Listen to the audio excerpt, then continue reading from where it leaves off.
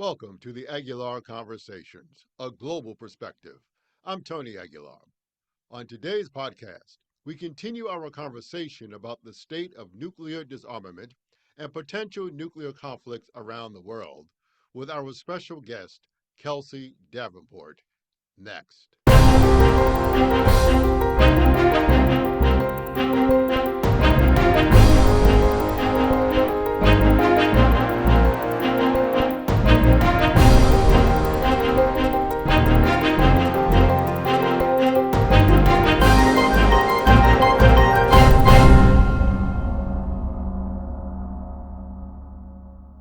Kelsey Davenport is the Director for Nonproliferation Policy at the Arms Control Association, where she focuses on the nuclear and missile programs in Iran and North Korea, as well as international efforts to prevent proliferation and nuclear terrorism. She is the creator and lead author of the P4 Plus One and Iran Nuclear Deal Alert newsletter, which assesses developments related to the 2015 nuclear agreement with Iran. Ms. Davenport's commentary has been included in publications such as the Washington Post, the New York Times, the Wall Street Journal, Foreign Policy, Newsweek, and Reuters, and has provided expert analyses for various news outlets such as NPR, CNN, ABC, Fox News, and MSNBC. She is a member of the advisory board for the Kroc Institute for International Peace Studies, as well as the advisory committee for the National Committee on North Korea. She is the author of the book, The Nuclear Nonproliferation Treaty.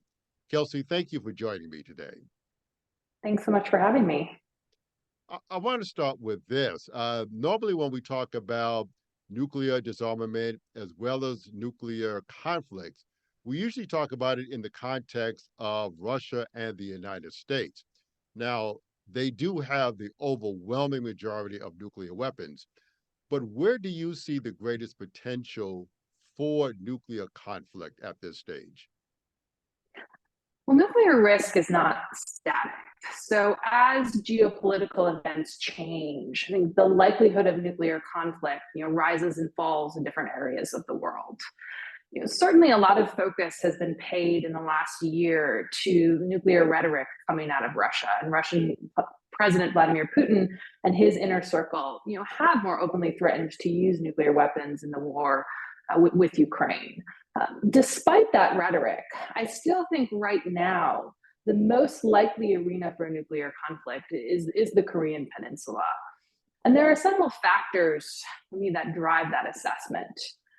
First, North Korea is in the process of expanding its nuclear arsenal and the missile systems it can use to deliver nuclear weapons. And it's really focused on two goals. First, deterring the United States from any type of attack on North Korea, and then repelling any invasion in the event that deterrence fails. So it's focused now on shorter range missile systems that can target South Korea and can target U.S. military assets in the region. And this is at a time when the United States and South Korea and the United States and Japan are strengthening their alliances and engaged in larger scale military exercises and nuclear signaling of their own. So the prospects for miscalculation for North Korea, misreading an exercise as an attack, the prospect of a smaller incident, escalating to conflict, and then North Korea thinking it's in a position where it may need to use its nuclear weapons to preserve its regime. I think those scenarios right now are much more likely, and that's why if we're going to see a nuclear conflict, for right now, the Korean Peninsula, I think, is the most likely arena. And Kim Jong-un has been testing nuclear weapons for what he says in response to military exercises between the U.S. and South Korea. And on top of that, there is supposedly a plan that was announced by the United States for him to visit Russia and to talk about providing Russia with arms to fight Ukraine. Does that also create a potential for conflict between the United States and North Korea? Well, again, I certainly can think it contributes to an environment where tensions are raised, where we see more bellicose rhetoric coming from both Pyongyang and Washington. And again, all of that contributes to a geopolitical space where leaders are more likely to miscalculate. I mean, certainly, North Korea right now views Russia's invasion of Ukraine, as an opportunity to strengthen ties with Moscow, and it could seek to trade conventional munitions that Russia desperately needs for the war in Ukraine, in exchange for other assistance. North Korea is trying to develop a satellite program, for instance, and has really been struggling. The last several launches have failed to put a satellite in orbit.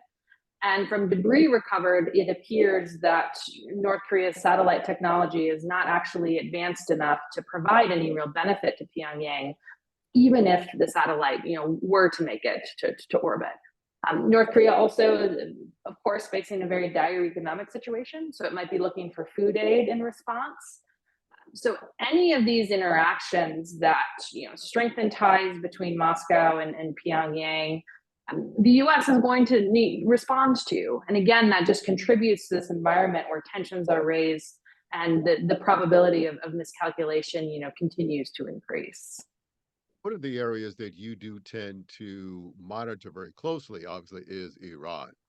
And there was some semblance of hope in that there might be an agreement between the United States and Iran, particularly with this recent hostage exchange, which now allows South Korea to pay money to Iran for oil that they purchased, which the Trump administration disallowed them to do. But there's also been other caveats to that, in that Iran is not letting the IAEA come in to do additional monitoring. How do you assess that situation right now? Well, I think really to understand the current tensions between the United States and Iran, particularly in regards to Tehran's nuclear program, we have to kind of look back over the past year. Last August, Washington and Tehran were very close to reaching an agreement that would have restored a previous nuclear deal negotiated in 2015 that imposed very strict limits on Iran's nuclear program in exchange for sanctions relief. Now, the Trump administration, of course, withdrew from that deal in 2018 despite Iran's compliance and reimposed sanctions. Now, since talks to restore that nuclear deal broke down a year ago, there was a hiatus when the United States and Iran really were not engaged at all on any of these issues. That was in part because there were a number of domestic protests in Iran, and Tehran's brutal repression of these protesters, I think, sparked a lot of backlash, particularly in the United States, and there was very little appetite for engagement. But while the United States and Iran were not talking, Tehran's nuclear program was continuing to advance. And Iran is actually now closer to nuclear weapons than it has been at any point, in its past history. It could produce, enough nuclear material for 3 or 4 weapons in under a month. Now, it would still have to weaponize that material, and that is a process that could take anywhere from 6 months to 2 years. But certainly the nuclear risk has increased. As a result of that, and because of, I think, the Biden administration's desire to bring home U.S. hostages that have been held in Iran, there has been some limited re-engagement between the United States and Iran. There were proxy talks in Oman this spring. And I think finally we see the acknowledgement in both Washington and Tehran that there is a need to de-escalate tensions now before the current situation erupts into conflict. That this crisis is on sort of the edge of boiling over, both because of the nuclear advances, but also just the proximity of US and Iranian-backed forces in the region. That's another area of tension that could cause a conflict to erupt. So as a result of these proximity talks, it appears that both sides agreed on some de-escalatory steps. 5 Americans being held in Iran have been released on house arrest. So they are still in Iran, but they're no longer imprisoned. And in exchange, Oman is going to funnel some money, Iranian money that had been held in South Korea as a result of US sanctions, through humanitarian channels back into the country. It also appears that Iran may be willing to take some steps on the nuclear side to de-escalate. The International Atomic Energy Agency just reported that Tehran is not accumulating highly enriched uranium as quickly as it has been in the past. And while that is a limited non-proliferation value, it's politically significant. Iran views this material as a key source of leverage. So I think any movement there, could be an indication that Iran is willing to take, further steps to de-escalate its nuclear program and stabilize this current crisis. So hopefully, building on this momentum from the prisoner release, the positive steps on the highly enriched uranium front, we might see the United States and Iran, or possibly the broader, group of countries known as the P4+1, and the United States and Iran, return to talks, maybe on the sidelines of the General Assembly, the UN General Assembly coming up in September. And there, I think the United States really needs to push for Iran to take additional steps to enhance International Atomic Energy Agency monitoring of its nuclear program. We need a clearer picture of what Tehran is doing inside these facilities to ensure that it's not diverting materials for a covert program, and to provide more assurance that its nuclear program is entirely peaceful. Now, unfortunately, I don't think that we're going to see a revival of that 2015 nuclear deal that we were so close to restoring last year. I think too much time has passed. It's too close to the US elections that Iran may not be willing to take a chance on reviving that deal. But further de-escalatory steps that lower tensions and reduce nuclear risk would create time and space for negotiations down the road. And I think that's what we ultimately need to look for is, after the US presidential elections, engaging with Iran to reach a new, comprehensive nuclear deal. And until then, I think, stabilizing the current crisis is likely what we're going to see the Biden administration pursue going forward. Where does Israel fit in all of this? Because they're not for the Joint Comprehensive Plan of Action. They never were for it. They believe that Iran should not have a nuclear program at all, and they are prepared to engage militarily to make sure that does not happen. Now, Iran has, as you said, slowed down their enrichment process to where it would be below 60%. But even that would not really be enough for Israel. Is there still, even though we talk in the context of the United States, is there still potential for that nuclear conflict if Iran still maintains its program, albeit slower, but Israel says that's not enough and they decide to attack? Where does that put us then? Well, I still think that there is a real risk that the nuclear crisis of Iran, could erupt in conflict. As I said, the steps that Iran have taken to date are very limited, and they do not do a lot to actually reduce nuclear risk or increase that amount of time that we would have to respond if Iran were to make the decision to pursue nuclear weapons. So certainly we need to see the Biden administration, pursue additional steps to de-escalate. But I think it's also important to point out, when we're talking about military options and whether or not Israel will exercise a military option to roll back Iran's nuclear program, that Israel has never succeeded in more than opening up short-term windows for rolling back Iran's nuclear program through its use of kinetic action. Iran responds to sabotage, assassinations of its scientists, and attacks on its nuclear facilities by further ratcheting up its program and hardening the nuclear facilities that it already has, making them more difficult to attack in the future. So while Israel often talks about a military option, and occasionally we see the Israeli military engage in drills that are designed to simulate an attack on Iran, this is not a viable long-term strategy for addressing Iran's nuclear program. Again, a military attack, might in the short term set back Iran's program, but in the longer term, it's just going to drive Tehran to further advance its nuclear program, and could actually lead Iran to make the decision that nuclear weapons are necessary to defend the territorial integrity of the state.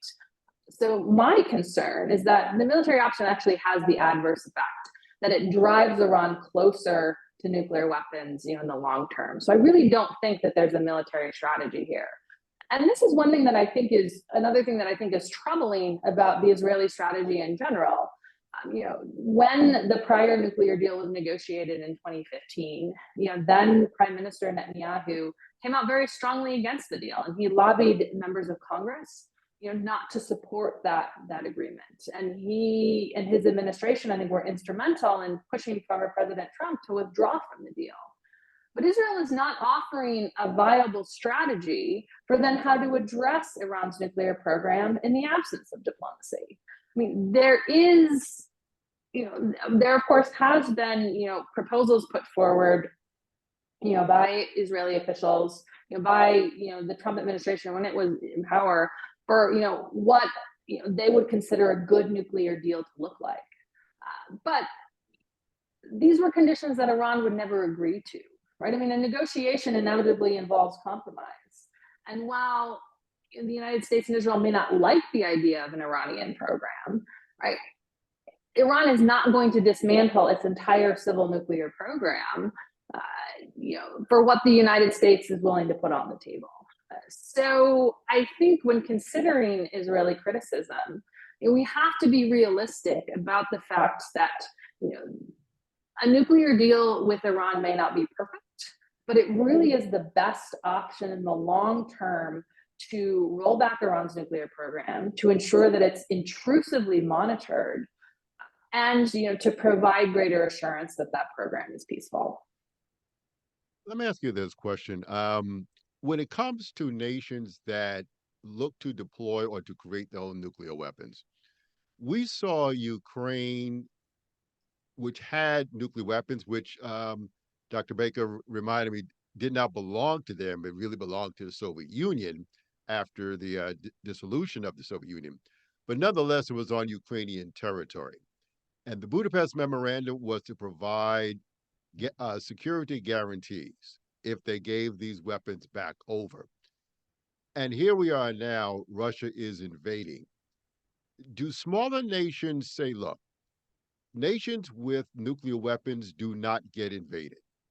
So Iraq was invaded by the United States. Ukraine is invaded by Russia. And North Korea, whether we want to look at it from whatever perspective, sees itself as under threat, perhaps. And so does Iran. So how should we look at that in terms of smaller states, and how do we make it imperative to let them know that we will not invade them, even though they're a smaller country, either from the Russia's perspective or the United States? Sure. So I think there are, two primary factors to keep in mind here. First, when we talk about the decision of a state to pursue nuclear weapons, particularly if that state is a member of the Nuclear Non-Proliferation Treaty and is legally obligated not to pursue nuclear weapons, we have to remember that countries that have gone down this route, like Iran, like North Korea, have paid a tremendous price for pursuing those systems. North Korea and Iran are the most heavily sanctioned countries in the world. The economies of these countries have taken a huge hit because of sanctions that have been imposed as a result of their nuclear ambitions. And these countries are diplomatically isolated, less so since Russia invaded Ukraine and has outreach to North Korea and Iran. But the price they paid is very high. A lot of states are not going to want to pay that cost, particularly if it means being cut off from the US financial system, which is a typical sanction that the United States has employed to would-be proliferators of nuclear weapons. And they're just the perceived security value of nuclear weapons is not going to outweigh that sanctions risk for most states. Another factor that I think is important to keep in mind is that when we look at proliferation, the decision that when states make a decision to proliferate, it isn't just driven by the perceived strength of their adversaries. It's also driven by concerns about the strength of their alliances. So there's a lot of discussion right now in South Korea about whether or not South Korea should have a domestic nuclear deterrent. And yes, some of that is, of course, driven by the fact that North Korea has nuclear weapons. But it's also driven out of concern that the US-South Korean alliance is not strong enough to support South Korea in the event of an attack, by North Korea. That the United States will not, trade, North Korea targeting San Francisco for, defending Seoul, for instance. And I think that it's that question about alliance stability that often, plays into state decision making about nuclear weapons. So we also have to ensure that, we have strong alliances, that the United States, reassures its partners and alliances that, it will have their back in the event of these types of conflicts, because that can be a powerful deterrent against proliferation as well. Looking into that and taking maybe a step further, 2024, we obviously have an election coming up. Depending upon who gets into the White House determines whether or not there's an internationalist strategy in terms of national defense or isolationist. So are nations also weary about the fact, because one of the things that came about when Biden came into office and Biden was touting this thing, we're back. But then the retort was, yes, but for how long? And so are nations now looking to hedge their bets because, as you just said, they may not be able to depend upon the United States for security guarantees, depending upon who gets the White House in 2024? I think that's a critical point. I mean, we cannot understate the damage that President Trump did to the broader non-proliferation and disarmament regime, while he was president.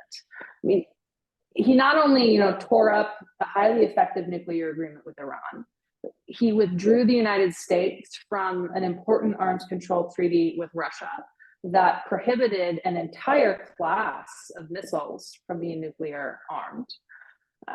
He engaged in a very sort of bellicose escalation of rhetoric with North Korea in 2017 that I think brought us closer to conflict with Pyongyang than we've been since the end of the Korean War.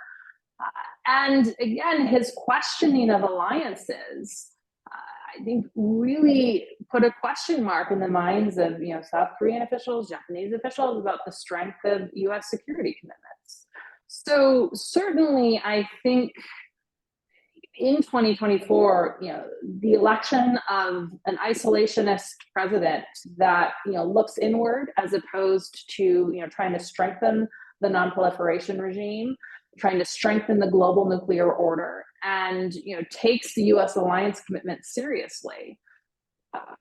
Any leader along those lines, I think, is going to run the risk that we continue to erode the non-proliferation and disarmament architecture, that we see more states becoming interested in nuclear weapons, even if they don't end up crossing the weapons threshold, trying to acquire the necessary capabilities so that they could develop nuclear weapons in the future. And all of that is destabilizing from a nuclear risk perspective. It increases the likelihood that nuclear weapons are used at some point, in conflict. And it, undermines confidence that the United States is willing to be a leader, both in preventing proliferation, but also reducing nuclear risk. So certainly from a nuclear perspective, I think that the 2024 election, is quite important. And if we see a president elected, if we see President Biden reelected, for instance, I think he may also have more space to pursue a more ambitious agenda to reduce nuclear risk. A lot of the past, his first term, will have been spent on damage control, trying to restore some confidence in U.S. leadership in nonproliferation and disarmament, trying to ensure that the U.S. responds responsibly to Russian rhetoric about nuclear weapons, trying to avert a nuclear crisis with Iran, trying to prevent escalation with North Korea. So in a second term, he might be able to be more ambitious in terms of actually, perhaps negotiating a deal with Iran, restarting talks with North Korea, and maybe even looking at something in the broader multilateral regime that reduces the risk of nuclear weapons use, say, between the United States and Russia. I go a step further with that. You're talking about maybe other states, maybe looking at nuclear weapons as well. One, who would those other potential players be? But two, one of the things that we have to recognize historically is that what led to the non proliferation treaty was public pressure around the world, particularly in the 70s and the 80s. And with the recent release of the movie Oppenheimer, there's been some increase of interest in nonproliferation and disarmament campaigns. So, one, what other nation do we need to be looking at that's looking at nuclear weapons? But two, how do you create that groundswell again in the United States to look at pressuring politicians to really be involved in the issue of nonproliferation? So on the first question, I don't think we're going to see a number of states make the decision to build nuclear weapons in the next several years. But what I do think we'll see are these countries trying to acquire the capabilities that would give them the option to build nuclear weapons. This is called nuclear hedging. And the most likely contenders there, I think, are South Korea. But I would also put on that list countries like Saudi Arabia, which is looking for the technology to be able to enrich uranium, which could be used, of course, for civil or military purposes. Saudi Arabia has also openly threatened to pursue nuclear weapons, particularly to match any capability Iran has. I also think we should be concerned about Turkey. Again, Turkey is a country that is investing in a nuclear infrastructure, but has also made comments about nuclear weapons in the past that are deeply troubling. So I would have these three countries on my radar. And regarding the other question about creating public pressure for further steps on disarmament, I think that's a great point. I think that over the past several decades, nuclear weapons have kind of largely fell off the radar of kind of salient threats to the general US public, right?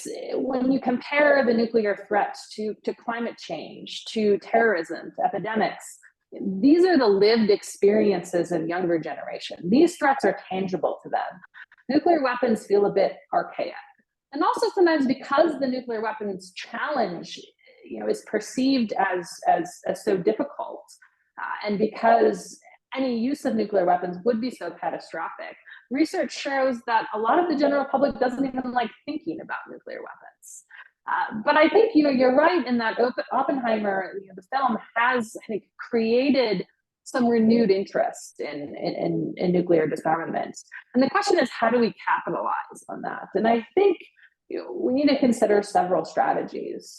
First, people generally engage more when they feel like a threat is connected to their local communities. So when they see the consequences of that threat playing out in their daily lives.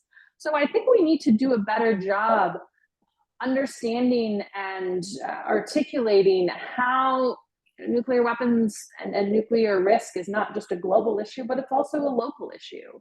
Talking about how communities have been affected by nuclear weapons production, talking about the risks that are posed by living in a community where nuclear weapons are based. All of that, I think, helps drive local connections. Also, I think we need to, in the nuclear disarmament community, pursue intersectionality with more authenticity. And by that, I mean, I think we have to look at the connections between nuclear weapons and social justice issues, look at the connections between nuclear weapons and federal spending, and where funding is being shifted to nuclear weapons where it could be spent elsewhere, the connections between nuclear weapons and public health. And if we pursue these relationships, it again shows people how the failure to make progress on nuclear disarmament is affecting their lives and is connected with issues that they may already care about or be involved in. And the relationship between nuclear weapons and the environment, I mean, that's another intersection that we have to explore. And finally, I would say we have to pair that more kind of authentic and holistic narrative about nuclear weapons with tangible steps that individuals can pursue to support disarmament. if you talk about global nuclear disarmament, I mean, this is going to be a highly complex, technical, decades-long process. It feels enormous. It feels sometimes to individuals like a goal that cannot actually be achieved.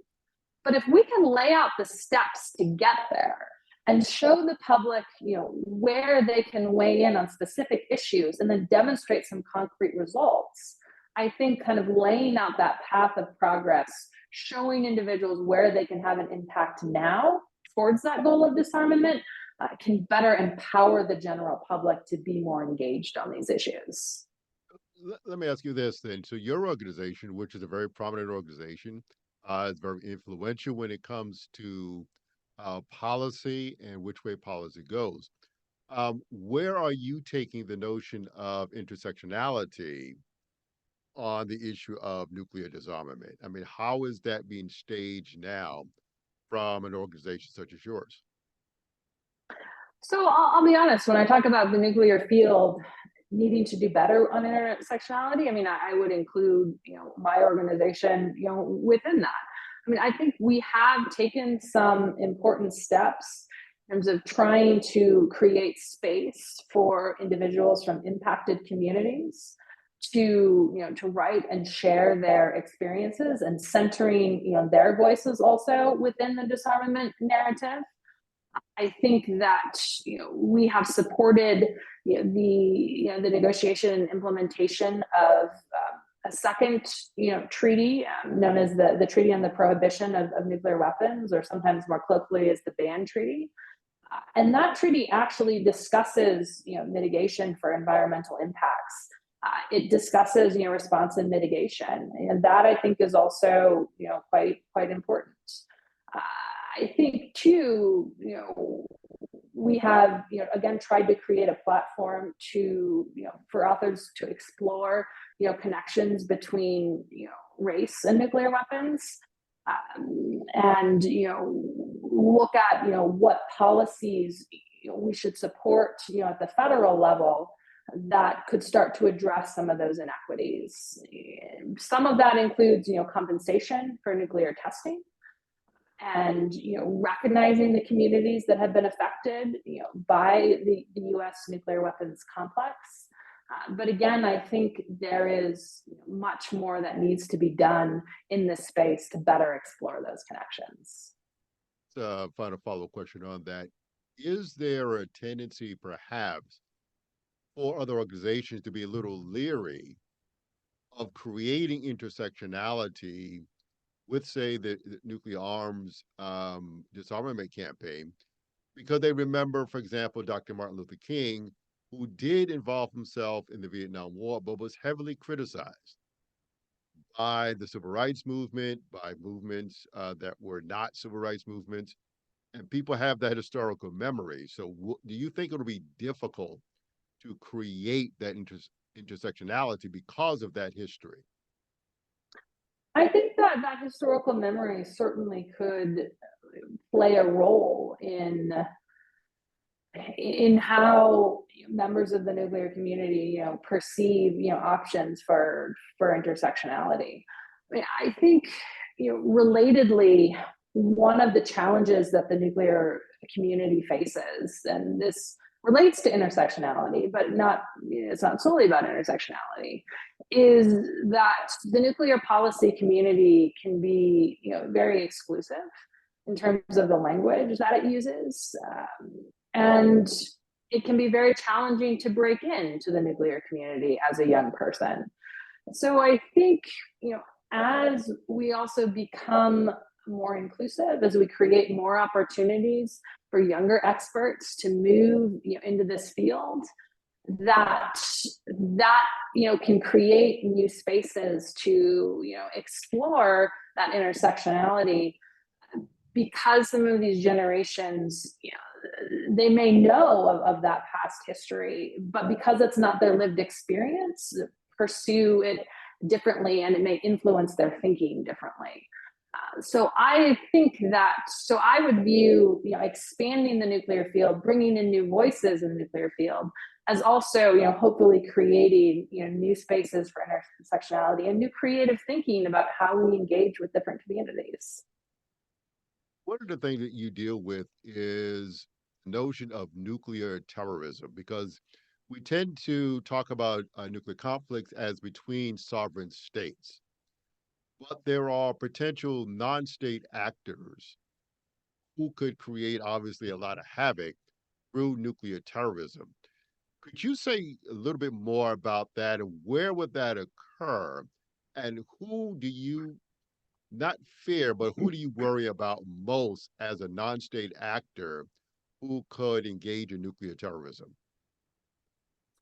Sure. So there was a significant push by President Obama during his administration to reduce the risk of nuclear terrorism. And he's held a series of, four, high-level leader meetings that were designed to try to minimize nuclear terrorism by encouraging states to be more proactive about securing their nuclear materials, but also disposing of nuclear materials that could be used in a weapon responsibly. And as a result of this effort, I think the risk of nuclear terrorism has declined somewhat, and there's been greater awareness about just how prevalent the risk of nuclear terrorism actually was and still is today.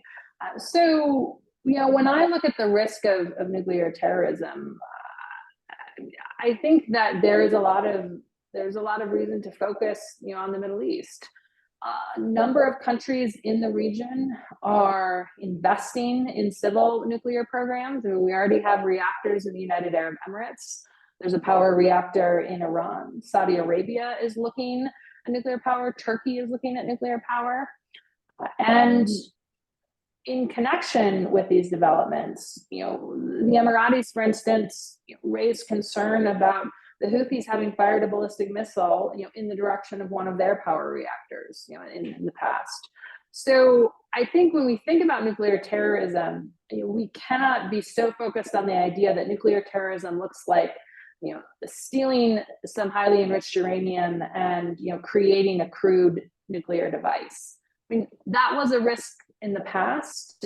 There, was some interest in work, from Al Qaeda and other non-state actors, along those lines. But I think today the risk of nuclear terrorism is more about, an attack or active sabotage against, an existing nuclear facility, like a nuclear power plant, and the radiation release that would come from that. And again, just given the prevalence of attacks against nuclear facilities in the Middle East in the past, I would be kind of most focused on that region. And of course, we can't forget about Ukraine when we talk about an instance of nuclear terrorism. Russia is occupying, the largest nuclear power plants, in Europe. In violation of international law. They attacked Zaporizhia. Russian personnel have been stationed there since the very beginning of the war in Ukraine. And at times, Ukrainian officials have accused Russia of planning some type of, false flag nuclear incident and blaming it on Ukraine. So I think there still is a real risk that we could see an act of terrorism, a state-sponsored act of terrorism, involving a Ukrainian nuclear facility, again, which would have devastating consequences. So I would be looking at, Ukraine in the immediate term, but in the longer term, thinking about how we can ensure that nuclear power facilities being built and constructed and planned, in the Middle East to ensure that those are secure against attacks and acts of sabotage. Right now we know where close to 13,000 nuclear weapons are. We can identify their locations, but there's always the possibility of redeployment of nuclear weapons. One of the things that's been fascinating me as I look at, for example, the continent of Africa and the competition for influence between Russia, United States, and China, is there a possibility that, let's say, a Russia or any of the superpowers may look to redeploy some of their arsenal in some of these nations? Russia, for example, is putting some of its arsenal in Belarus. There's a possibility, we'll see what happens with Sweden and Finland, would there be the redeployment there as well? So is that a possibility? And if it is, how would that upset the global balance of power in terms of nuclear weapons? I think it's a possibility that countries would consider deployment of nuclear weapons in Africa. But to be honest, I think it's a pretty remote possibility. President Vladimir Putin has shown a blatant disregard for nuclear norms and nuclear treaties. But there is a treaty that covering the continent of Africa that declares it a nuclear weapons free zone, and both the United States and Russia have pledged to respect that. Again, how much do Russian commitments mean in the nuclear space right now? Not a lot. But I think between the legal obligations that African countries themselves have insisted upon and negotiated and implemented, and the concern about what becoming a state that houses nuclear weapons would mean, and the target that would put on that country's back, I personally think it's unlikely that we're going to want to see leaders engage in that risk. And I also think that I'm not sure that the United States and Russia even would be interested in expanding kind of the theater of their nuclear conflict, to another continent. Right now, with Russia having decided to withdraw from the new Strategic Arms Reduction Treaty, whether there are limits on the U.S. and Russian arsenals is up in the air given the lack of implementation of that treaty. But if either state were to decide to kind of significantly expand their nuclear programs, try to house nuclear weapons, in a new continent, or like Africa, and again turn that into kind of a nuclear theater, I mean, that would be a significant expense that they would incur as well. And again, it could be even further destabilizing. And I think the extent to which Washington and Moscow want to engage in that right now, I think is limited. I mean, I think the Belarus, question and the Russian decision to deploy weapons in Belarus is quite different, because you have, Russia confronting, the NATO alliance, in Europe, and Belarus being, one of Putin's sort of few kind of allies on that continent, and Belarus also not covered by an existing nuclear weapon free zone treaty. So I think that if we're talking about the extended deployment of nuclear weapons, we might see more movement in Europe, and we could see more movement around the Korean Peninsula. But I think it's unlikely at this point to expand into other regions of the world. Going full circle back to some of the comments you had made about the increase in bellicose speech around nuclear weapons. Medvedev had recently said, or not Medvedev, but Evgeny Popov, talking in response to United States, let's say, attack on Russian military, they would see a bomb come over waters into the United States. We haven't really seen this level of bellicose talk since the Cuban Missile Crisis with Kennedy and Khrushchev. Number one, given your experience and knowledge of this whole sector, how seriously should we be taking all of this bellicose discussion, or how much of it is really for domestic consumption? Which is it, or is it a combination of the two? I would guess it's a combination of both. I mean, Russia is clearly losing the war in Ukraine, even if the current Ukrainian offensive is making very slow progress. I mean, Russia is on its back foot. So there is a need for Moscow to try to, reassure its populace and, project strength, in the event of how its invasion of Ukraine is unfolding. So definitely a domestic audience. But I also think that Russia is continuing to try to remind the United States and remind NATO not to get directly involved in this conflict, and that there will be consequences. Now, do I think that Russia is serious about using nuclear weapons against, the United States or NATO, I think that that's highly unlikely. And I think the Biden administration has very rightly refrained from matching Russia's rhetoric. I mean, the Biden administration has remained very collective, has not risen to these threats to respond with threats of its own. So I think that's positive, because if we saw that escalatory spiral of threatening language, again, I think it might help create an environment where, miscalculation is higher, and Russia may incorrectly perceive an action as having targeted them, and then prematurely launch a strike. So fortunately, I think that cooler heads have prevailed in Washington, and they're not rising to that level of rhetoric. But yes, in general, I would say again, it's just a warning to the United States and NATO, not to get more involved, but also, like I said, a significant aspect of it is directed at the Russian people themselves. A few moments we have left. Over the next 4, 8 years, perhaps 12, where do you think we will be in terms of the nuclear disarmament campaign or nuclear proliferation in of itself? Where will we be? Your estimation. Well, I feel like to have lasted as long in the nuclear field as I have, you have to be optimistic. So if I'm looking forward to the next decade or so, I mean, what I would like to see is that the United States has reached an agreement with Iran, where Iran feels like its security and economic concerns are being met, and it has no desire to push its civil nuclear program in a weapons direction. So we've removed a crisis there. I would like to see the United States engaged in negotiations with North Korea that meaningfully reduce nuclear risk on the Korean peninsula.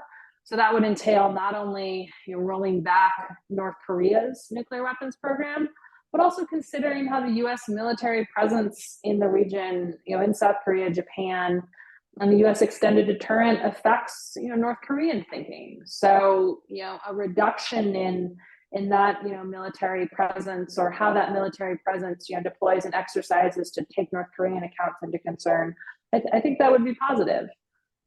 I would also like to see a return to U.S.-Russian strategic stability dialogue and arms control negotiations, and to look at expanding that to the other states that possess nuclear weapons, both those recognized by the Nuclear Non-Proliferation Treaty and those outside of the treaty, namely India and Pakistan, which we haven't spoken about much.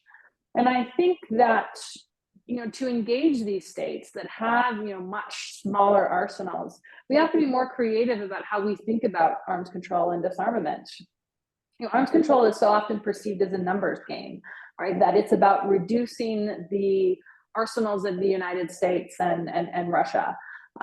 I think right now there's a greater concern about some of the nuclear weapons delivery systems that a broader range of states are employing. So could we look at banning nuclear tipped cruise missiles?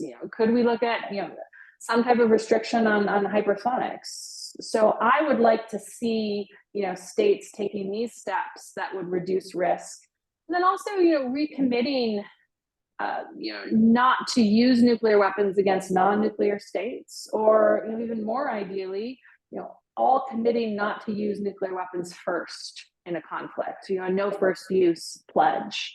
And I think that would meaningfully reduce risk and help create political space and will to negotiate, the more technically challenging steps of how you actually disarm arsenals, so that we can work on getting to zero. So that's kind of my ideal world for the next decade. I think a lot of that does, unfortunately, depend on the results of the U.S. election and how things continue to play out in Ukraine. But certainly, I think that is a vision, and that these are strategies that are worth pushing for. You speak to a lot of people within the administration, within the Pentagon. What do they tell you? I mean, without revealing secrets, whatever, but what do they say to you when it comes to this issue? Well, I said, I think the Biden administration, like other administrations before it, again, voices that it's, committed to a world free of nuclear weapons. I think that there is a lot of, good thinking within the administration about, what next steps could be. But I think that, one of the challenges right now is, it's harder to take, bold steps on these issues, during an election year. And I think that the war in Ukraine has, sucked a lot of oxygen out the room for, pushing on other issues. So I think that, like I said, there are a lot of very talented people with very creative ideas, and providing some political space to the administration to take steps, demonstrating, that there is bipartisan public support for the administration to reduce, nuclear risk and to be more active. I think all of that could help create the political will and the political space for, bolder, more creative steps and thinking, to reduce nuclear risk. Because right now, I think, unfortunately, the administration is a bit, hampered by, some realpolitik issues, pressure from, close U.S. partners, like Israel, Saudi Arabia, that, do make some of the steps on Iran more challenging. For instance, the challenge of trying to, demonstrate a strong alliance with South Korea while also showing an opening to talks, with North Korea.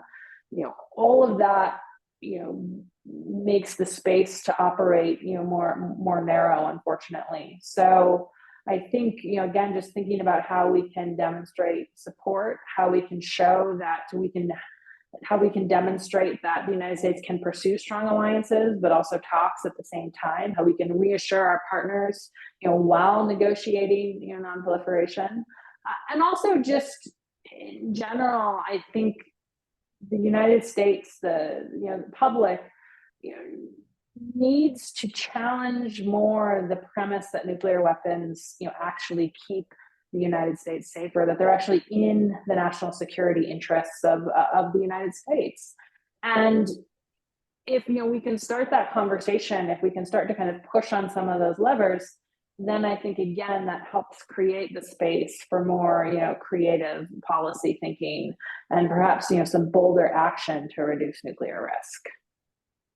Special guest today has been Kelsey Davenport, who is the Director for Non-Proliferation Policy at the Arms Control Association. Kelsey, thank you for joining me today. Thanks so much for having me. And thank you for joining us, and joining us again next week as we discuss another issue of international importance here on the Aguilar Conversations, A Global Perspective.